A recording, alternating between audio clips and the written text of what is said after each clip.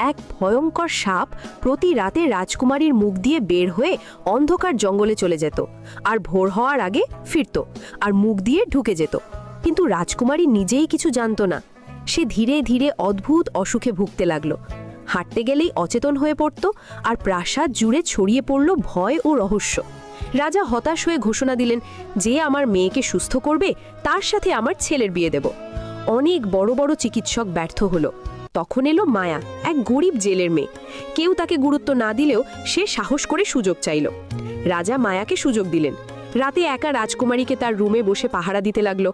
তখন দেখতে পায় ভয়ঙ্কর কালো সাপ মুখ দিয়ে বের হয়ে জানালা দিয়ে জঙ্গলে চলে গেল।